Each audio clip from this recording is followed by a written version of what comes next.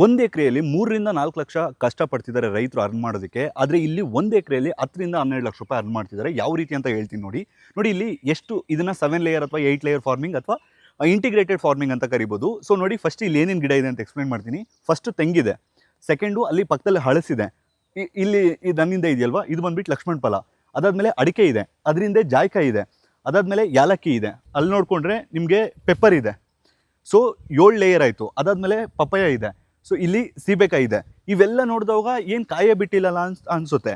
ಆದರೆ ನಿಮಗೆ ಓವರಾಲಾಗಿ ಏನು ನೆಟ್ ಪ್ರಾಫಿಟ್ ಅಂತ ಬರುತ್ತೋ ಇದು ಸಿಂಗಲ್ ಇಂಡಿವಿಜುವಲ್ ಎಕರೆಗಿಂತ ಜಾಸ್ತಿ ಬರುತ್ತೆ. ಅಂದರೆ ಒಂದು ಎಕರೆಯಲ್ಲಿ ನೀವು ಯಾವುದೇ ಕ್ರಾಪ್ ತೊಗೊಂಡ್ರು ಕೂಡ 5ರಿಂದ 6 ಲಕ್ಷ ಅಂತ ಹೇಳಿದ್ರೆ ನಿಮ್ಗೆ ಈ ಥರ ಮಲ್ಟಿ ಲೇಯರ್ ಮಾಡೋದ್ರಿಂದ ನಿಮಗೆ ಆಲ್ಮೋಸ್ಟು ಎಷ್ಟಾಗುತ್ತೆ 10ರಿಂದ 12 ಲಕ್ಷ ರೂಪಾಯಿ ಆದಾಯ ಮಾಡ್ತಿದ್ದಾರೆ. ಇದು ಯಾವ ರೀತಿ ಅಂದರೆ, ಮತ್ತು ಇನ್ನೊಂದು ತುಂಬ ಜನಕ್ಕೆ ಡೌಟ್ ಇರುತ್ತೆ, ಕಾಡಲ್ಲೆಲ್ಲ ಯಾವ ರೀತಿ ಗಿಡಗಳು ಬೆಳೆಯುತ್ತೆ ಅಂತ. ನೋಡಿ ಕಾಡಲ್ಲಿ ಇದೇ ರೀತಿ ಇರುತ್ತೆ, ಅಂದರೆ ಬಯೋಡೈವರ್ಸಿಟಿ ಜಾಸ್ತಿ ಆಗುತ್ತೆ, ಆರ್ಗ್ಯಾನಿಕ್ ಕಾರ್ಬನ್ ಕಂಟೆಂಟ್ ಅನ್ನೋದು ಜಾಸ್ತಿ ಆಗುತ್ತೆ. ಕಾರ್ಬನ್ ಕಂಟೆಂಟ್ ಅಂದರೆ ಭೂಮಿಯ ಫಲವತ್ತತೆ. ಇವಾಗ ಎಕ್ಸಾಂಪಲ್ ಕಾಡಲ್ಲಿ 2.2 ಇರುತ್ತೆ. ಸೊ ಅಷ್ಟೇನಾದರೂ ಅಚೀವ್ ಆಯಿತು ಅಂದರೆ ನೀವು ಹೈಯೆಸ್ಟ್ ಲೆವೆಲಲ್ಲಿ ಆರ್ಗ್ಯಾನಿಕ್ ಇದರ ಫಲವತ್ತತೆಯನ್ನು ಹೊಂದಿದ್ದೀರಾ ಅಂತ. ಸೊ ಇದನ್ನೆಲ್ಲ ಎಲ್ಲಿ ನೋಡಬೇಕು ಅಂದರೆ ಮಗ್ಗೆಮನೆ ಪ್ಲಾಂಟೇಷನಲ್ಲಿ ಮೇ 9ನೇ ತಾರೀಕು ಪ್ರೋಗ್ರೆಸಿವ್ ಫಾರ್ಮರ್ಸ್ ಮೀಟಪ್ ಇರುತ್ತೆ. 800 ರೂಪಾಯಿ ಆಗುತ್ತೆ ಚಾರ್ಜಸ್ಸು. ಸೊ ಮಿಸ್ ಮಾಡದೆ ಬನ್ನಿ. ಇಲ್ಲಿ ಕಂಪ್ಲೀಟ್ 650 ಎಕರೆ ತೋಟ ಇದು. ಸೊ ನಿಮಗೆ ಸ್ಯಾಂಡಲ್ವುಡ್ ಆಗಿರ್ಬೋದು, ಈ ಥರ ಮಲ್ಟಿಲೇಯರ್ ಫಾರ್ಮಿಂಗ್ ಆಗಿರ್ಬೋದು, ಡೈರಿ ಫಾರ್ಮಿಂಗ್ ಆಗಿರ್ಬೋದು, ಪ್ರತಿಯೊಂದನ್ನು ಕೂಡ A to Z live agri ಟೂರಿಸಮನ್ನು ಮಾಡ್ತಿದ್ದಾರೆ.